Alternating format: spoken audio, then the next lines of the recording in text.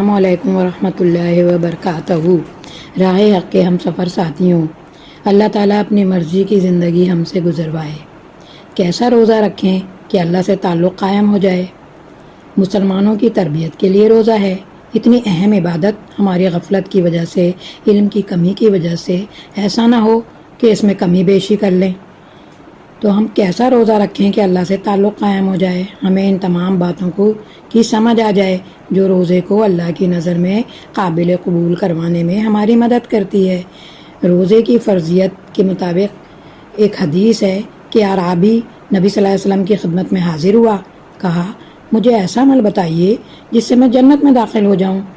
اعرابی دیہاتی اور گاؤں کے رہنے والے کو کہتے ہیں، اس کو بھی معلوم تھا کہ جنت میں جانے کے لیے عمل کی ضرورت ہے۔ ہم جنت میں جانے کے لیے وظیفہ پوچھتے ہیں، وظیفہ نہیں عمل۔ آپ صلی اللہ علیہ وسلم نے بتایا اللہ کی عبادت کرو اور اس کے ساتھ کسی کو شریک نہ کرو، فرض نماز قائم کرو، فرض زکوٰۃ ادا کرو، حج ادا کرو اور رمضان المبارک کے روزے رکھو۔ یہ بخاری شریف کی حدیث ہے۔